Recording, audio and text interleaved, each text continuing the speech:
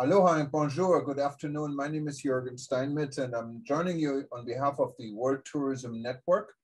And with us is eTurbo News and Livestream.travel.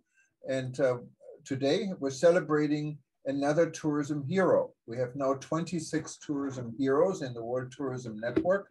And our number 26, it doesn't mean it's our last tourism hero, but it's the last one appointed, is Mr. Michel Nahon. And I'm so sorry if I pronounced this right. He's from Paris. You can say the way you want. French. Understood every language. German and English is all I understand. But Michel will tell us a little bit about himself and about Paris. He just told me he is just steps from the Eiffel Tower. What a wonderful place to be. Welcome, Michel, and congratulations, first of all. Hi, Jürgen. Hope you're okay in Hawaii and everything is okay, and also people all around the world. Yeah, no, we're trying to survive, and I think we're all in this together, and everyone has challenges these days. But we're still laughing. We're surviving. I think that's the important part, right? This is passion. Passion is when you love someone, you love the person when he's alive, you love the person when he's sick. This is real passion. And if you love tourism, you must love him whatever the circumstances are. And this is why I love tourism. Yeah, and tourism is not only one of our largest industries. I think 10% of the world population roughly is employed directly and indirectly in tourism, but it still remains a small family. And it's really a people business. You know, you can, like, I talked to you in Paris, I'm in Hawaii, born in Germany. We're very international. We have people from all over the world working together. And we don't really have wars in tourism because once you look someone in the eye, you don't want to smash the face. So it's a business of peace, and that's what we really need these days. Oh, yeah. And we have so many people in our trade, in our business, that are not working in the country where they were born, which is your case and also mine. But so many people have this multi-talent and multi-nationality and multi-ethnicity, and which makes very easy for people to understand themselves wherever they are. No, absolutely. But tell us a little bit more about your company and what you're doing. Yeah. Okay. Voyage Solidaire started 10 years ago with the idea we had with some friends, DMCs, which means incoming travel agents, all around the world, saying why does the philanthropic and caritative tourism doesn't come into the real network of travel agencies? Why is it only with few associations? And also, why are the figures not evaluating just like it does for food, just like it does for nutricity? Which means that, let's say 20 years ago, people would know that it was better to eat better food, that it was better to change the way they drive or the way they go from one place to another. And it was not only in their brain, it was also in their actions. Okay, so the action comes that for food and for motricity, people have changed in their mind and also in their actions. Whereas in tourism, it was, well, a few polls said that 2 people out of 3, which is 70% of the population, wanted to bring something more to the tourism, not only go for holidays, but also with something in their mind.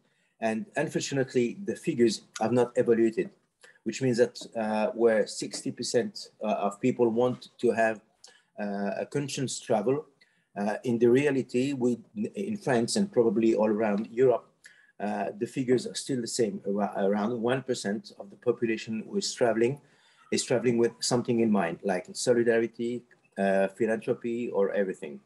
And we said, why? Probably because things don't really change. And how can we change it?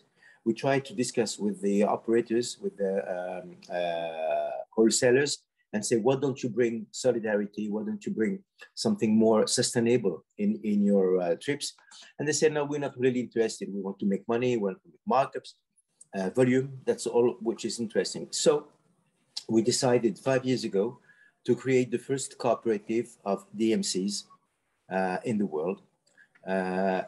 Each of them is exclusive on its destination. And what we do is we have we have contracted with NGOs in France and a few of them around the world. And when the client is traveling from one place to another and buying land accommodations, 10% of this amount is going to the NGO is chosen.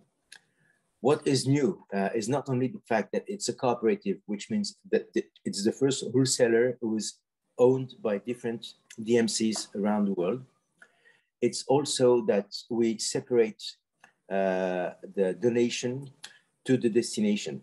What was the common sense before was you will go to this country and a certain amount of your trip will be given to local NGOs or local associations or local communities. And what we say is, why do you have to go to this place to be conscious of what is needed in another part of the world? And why would it be a certain part and not a real part? So what we do is we negotiate and partner with NGOs in France, and they do the advertising for us, which means they tell all their donators and friends and subscribers or everything, go wherever you want, and 10% of the amount of your land accommodation will be given to our NGO. And we have determined also a system with our bank, which is a split payment at the moment of the payment, which makes sure that people will first pay 10% to the NGO and then pay the local agent. And main difference also, well, you probably heard of some crisis and trouble with major operators, where all the monies received are put in one simple basket. And then there is a financial manager who pays debts or pays accounts to different. And what we decided is each of them has his own account on our bank system, which makes that there is no mix, no mélange between all the money is received. Everyone has its single system. It looks a little bit like Sovco's system, where the cooperative, which means that everyone has its own ways of production, and we share what is common. What is common is publicity, which is promotion, which is negotiations with the NGOs. And today we have in the program we have 72 destinations. We have already hired 20 and something NGOs in France. And believe me, since the beginning of the crisis, we have about 3 new contracts signed every week with NGOs in France. And they can be in various themes and various topics like culture, environment, health, education, and childhood. And last, we have human rights. And at this point, can I keep on? No problem? Yeah, please. Yeah. Absolutely. Oh, good. We have developed a tool which is Travel Score. Travel Score is a little bit like Nutri-Score, which is very well known in France and probably also in main European countries. Nutri-Score is what you're eating good or not good, as far as cholesterol, fat, gluten, and everything. And we said, okay, but what's the point with this? Okay, I know that I'm eating something good and I know that I'm eating something bad, but what does it change at the end of the day? And we said, we should bring something a little bit more than this. And we have sourced 3 different, we have sourced, sorry, there was a meeting. We have sourced 3 different information from 3 different places. One is Yale University as far as environment is concerned with COP21. The second one is Cato, cato.org, which is like a note for human rights and economic rights in the world. And also we take the distance between France and the destination. And out of this, we make a note. And the note is a travel score note. This is for each country, because it's important for us to say to people, we are very, we know you will be very keen on what your footprints will be in this country, but also we would like first you to know where you put your foot. before that. So apart from this, I know it's a bit complicated, but I will send you and probably you'll understand better. The second part is we ask all our DMCs to give a note between 1 and 50 to each program they produce with us. Question is, will this hotel work with local communities? Is the food taken from around or brought from other places? How is the ecology and all this in this hotel? Will people meet local people? Will there be a way to save energy going from one place to another? Is everything sustainable? To name it clear. And from this note, we said, okay, they have a note, and we need them to have something more than only a note. So we had what we call the incentive, which is not only incentive, but also incense. And we provide a discount, which is equal to the number of the note, which means that if this trip has like 86 out of 100, they will get 86% discount on the P&R files, on the files fees, which is 100 euros per group, whatever the number of persons. So the more sustainable is the destination, the more sustainable is the program by itself, which can be a stay in a hotel or a tour or anything, and the more discounts they have on these fees, which is a way to tell people, try to choose as much as you can this program rather than the other one, this country rather than the other one. And we not judge, we just say, go ahead and don't hesitate. I'm sorry, Jürgen, it's probably a little bit confusing. No, it's quite interesting. And I think, and hopefully, I don't know if you're a member of our organization, the World Tourism Network, but if you're not, I encourage you to become a member. We have interest groups, and this would be a good interest group. We also have the community tourism group, is under the leadership of a lady from Jamaica who has been. I'm part of a school, of course, COMEX in Paris, and also World Travel Network. I don't think we had that many people in France. Probably one day we should try to organize something and make it more popular in France. I mean, among the travel agents. Well, France is still a country which is very important. Well, I've checked on your listing of French, people in France, and I'm not really sure, to be honest with you, that it's very representative of the French tourism trade. But maybe there's something we can help there and probably make it a little bit more popular and interesting for people to be member of it. We would love that. And obviously, France is one of the most important countries in the world when it comes to... thank you. You know how to speak. So that is definitely a given. And I see we have... I'm actually on the board of an organization what is based in France. So you may know Philippe Francois. He's the Association for Hospitality and Tourism Education. Oh yeah, I'm from. We have we have a partnership with them for the school. Right. An agreement, I think, 2 years ago at the ILTM, which is the equivalent of World Travel Market in France. Same organization, READ. Right. And we have signed an agreement with them because, of course, school people are very much involved in the hospitality, and so it was important for us to be member of, to have a partnership with them. Yeah, and we do work with SCOL. I'm a SCOL member myself as well.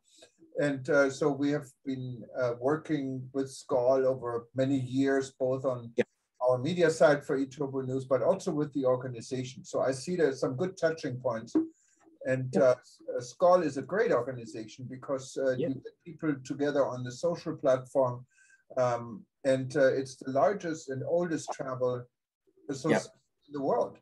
So born 1932 in Paris. And by the way, we will have the opportunity and pleasure to welcome Bill Reum, the 2021 president in Paris in 2 weeks. And I'm very sorry for both Jim Morrison from New Zealand and Bill Reum, because it was not really good year to be president of SCOL.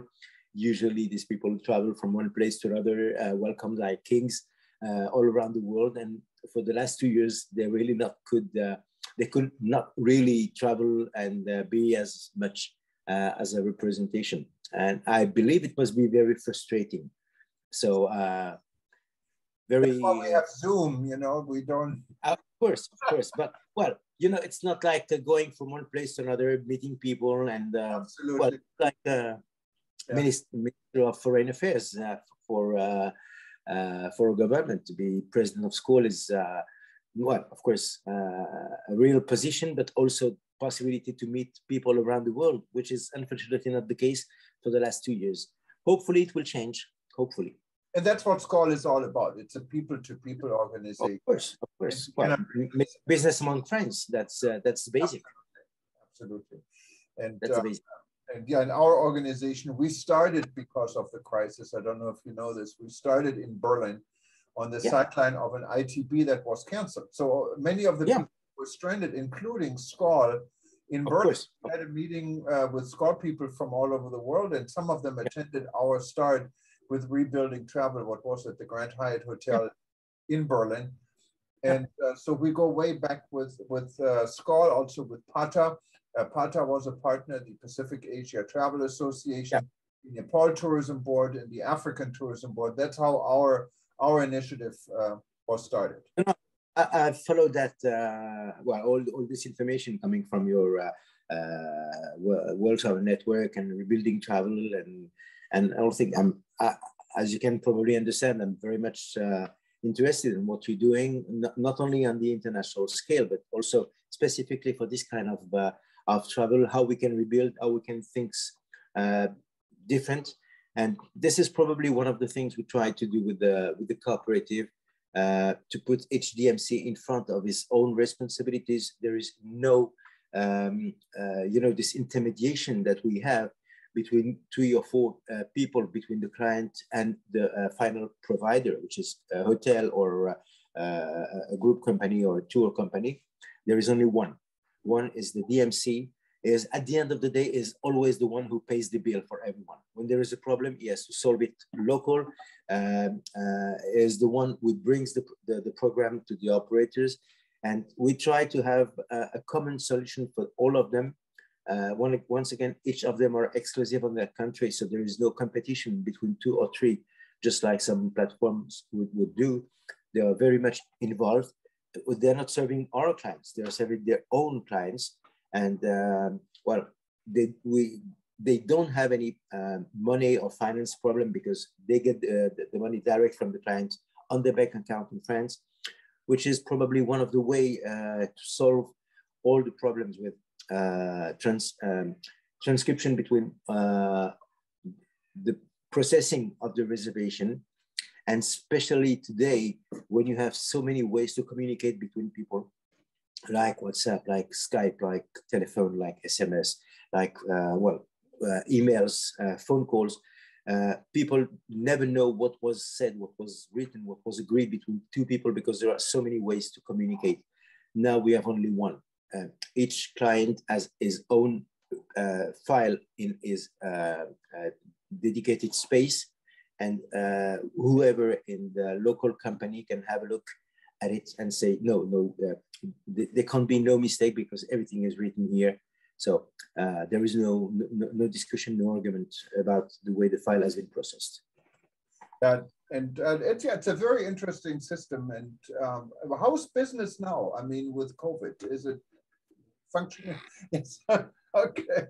I want to ask more, but hopefully, I don't know how you see it. I mean, the situation now in France, and I know not a lot, but I think numbers are going up everywhere in the world. They do go up here in Hawaii, scarily.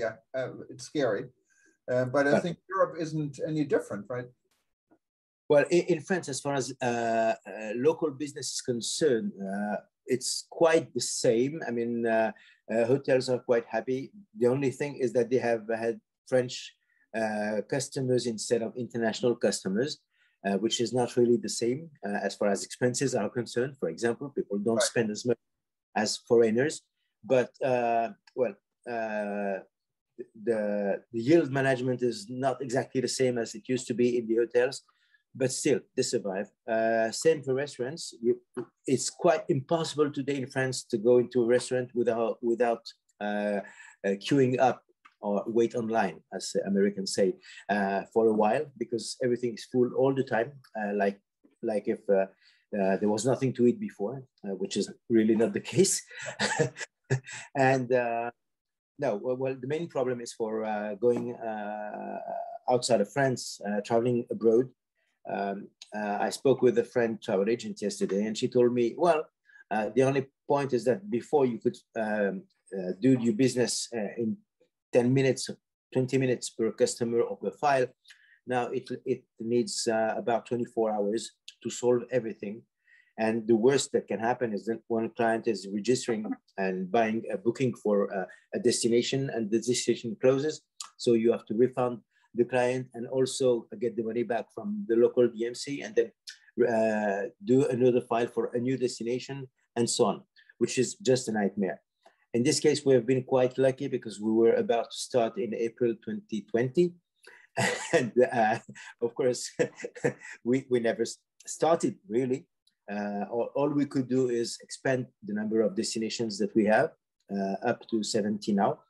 But we didn't have one customer for the moment. When we applied for the government aids and assistance in France, with financial support and everything, they told us, okay, no problem. We would just give you the difference between last year's business and this year's business. Well, 0 minus 0 is 0. How much can we get? Our friendship. Thank you very much, sir. We appreciate That's how these are how government works. Well, you know, we have this zombie situation in France. Many restaurants, hotels, travel agencies, tour operators have received lots of monies from the government, which helped them survive during the pandemic. The main question is, will they be able to start again now that the financial support from the government will end at the end of September? Yeah, and that's definitely. This, how's the situation with employment? I know here in my part of the world, we have wanted signs everywhere. There's not enough people in the hospitality business because many got out of the business when everything closed. So now we can't get them back fast enough. We have exactly the same problem in France. Well, this is probably one of the reasons why there's so many queues in front of the restaurant, not only because restaurants have to check the pass, the sanitary pass, and showing that they are vaccinated or they have this PCR test. No, it's quite messy also in France, especially in restaurants, food business, quite complicated. And I know Americans can't wait to come back to France and see the Eiffel Tower. It is. I think it's the #1 destination for Americans of a European city, isn't it? Yeah, well, apart from well, I think London is not too bad, but London is too expensive for them, and really, well, they have this language. Although most Americans don't understand when English people are speaking English, but that's another another problem. No, I think they love Paris. They love Italy also, and they are very right. Italy is such a wonderful country and wonderful civilization and everything. Well, I've spent my holidays in Italy once again, so that's probably why I'm a little bit more enthusiastic that I should be. But no, they come very much to France, and thanks compared to other tourists, they don't eat Paris like 3 days and run from one place to another. They spend more time, they enjoy, they very often come for the second or third time, which is the ideal tourist should be people who would come for the second or third time in your country, because they have seen what everyone wanted to see, what they were, well, they came to see something, so they saw something like the Eiffel Tower. And the real traveler is someone that sees what it was not supposed to see, feel what it was not supposed, and touch, taste. All this you have to like renew your life, rebuild your own life. Right. And most of them to discover themselves. I don't ask why I came here for. I don't ask, do I recognize myself in another country, in another position, in another circumstance, which is what travel should be for. And I think we're going to see some changes in the tourism behavior because of the virus. I think especially the party and disco and nightlife, it's going to be out for a little bit, I think, before this kicks back. And yeah. People probably spend more times in a destination because it's simply also more complicated to get from B to C. It's better just to go from A to B and enjoy it. So hopefully tourism is recreated in a better way. We all learn, but we all need to get out of this crisis, and people are tired of being locked up at home and not being able to go anywhere. So I think once tourism opens, we would see good numbers. And that's what happened here in Hawaii. We have record numbers of tourists coming in here. But it's scary if the virus is climbing in infection rate at the same time. And so there are many people, even our governor told tourists, it's better for you to stay home. So it's really uncharted territory for everyone. Well, of course, I'm not Minister of Health in no country, but let's face it. What's the main problem of going to another country is that you have to wear a mask to prevent yourself from getting the virus. Okay, what does it make with the difference when you take the elevator from one floor to another? It's the same. You will meet people, you will be faced with people, you will sit down in a restaurant, and wherever you are in the world, the disease can be exactly the same. Just protect yourself, just get vaccinated, and that's it. And then you are in the same safety and the same danger wherever you are in the world. You can get the COVID in your elevator, and you can get COVID in the bus, in the metro, in your car, in everything. Once you're wearing a mask and you're fully vaccinated, there is no more risk in any other countries. That's all. You live exactly the same way. When you meet people, you wear your mask, and that's it. So yeah, no, and that is the point. So hopefully this will convince some of those that are against vaccination to change their mind, because it's really where the problem is. In France, in Europe, and also here in the United States, we have enough vaccine, but we don't have enough people who actually take the vaccine. So it's an insane situation where there are other countries that are desperate to get more of the vaccine and they cannot get it. So with the COVAX, of course. Well, it's not created equal, but that's why we need people like you who lead this world, lead this industry, and I'm sure we will hear a lot more about you. And if anyone who is listening now want to learn more about Michael, right? It's how do you pronounce your first name? Michel. Michel, okay. Because Michel, but Michael stands as well. Michael or Michel, same spelling. You can now actually go to heroes.travel, look under France, and you will find Michael's profile, also linked to the website. And Michael, you are our first hero in France, so you have no competition in France. So if anyone clicking on France, I killed them all. They cannot get lost. But I wanted to thank you again, congratulate you, and hopefully we see you on some of our upcoming sessions for World Tourism Network. For those that wanted to register for any of our sessions, you can go to worldtourismevents.com. We have a lot going on in this month, in September, because of World Tourism Day. And our first event related, tomorrow we're going to have an event with the Maldives. And then I believe on the 24th, if I'm not mistaken, we have an event with accessible tourism. It's led by Pankaj, a member in Nepal.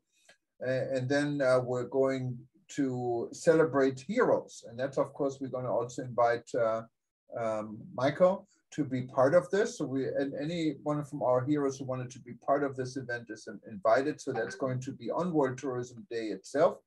We're also going to team up with tour guides all over the world. And then last but not least, we're going to meet Professor Jeffrey Lippman, and we're relaunching the International the ICTP, and I'm not going to tell you what it would stand for, but it has to do with environmental and climate-friendly travel. So it's an initiative what is supported actually by the government of Malta initially and SunX. So we're very excited to make this announcement. And Jeffrey, who is in Belgium, not far from Paris, this discussion. But Michelle, I wanted to thank you very much for attending, and congratulations to enter we call it the International Hall of Heroes, and for being the first one in France, and considering the importance of France, that is quite an achievement. Well, I, I can only say from this part of the world, bonjour and aloha. And Aloha. Last words. Dank zeer. And have a nice night. We'll have a nice day because we have something like 12 hours difference. And thank you for staying late and match with our own schedule. But I think that there are so many good points in living in Hawaii that sometimes it's good for you to sleep late. Not a problem. Yeah, we're time-wise, I think we're probably in the worst place in the world, or sometimes in the best place of the world, because we catch some of the daylight in East Asia, and we can go as far as Europe. As it's now 9:30 here in the evening, makes it 9:30 in the morning in France. So it's very easy. So it's a global world. We are night and day.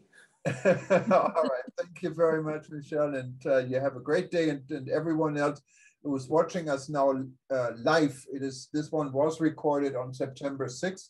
So it's not live. So unfortunately, you cannot ask the immediate question. But if you do have questions, just go to worldtourwtn.travel, or you can go to our heroes.travel website, click on contact, and we'd be happy to answer these questions. If they're for Michel, we will forward it to him.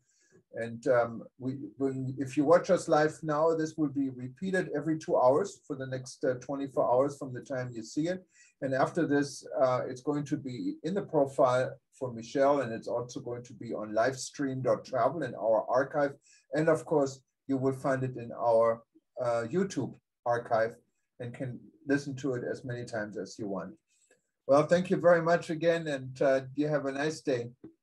Thank you very much, Jürgen. See you, and hopefully have the opportunity to meet you in real one day. In Paris at the Eiffel Tower. Take care. I'm not scared. You may come whenever you want. All right. Take care. Bye-bye. Bye.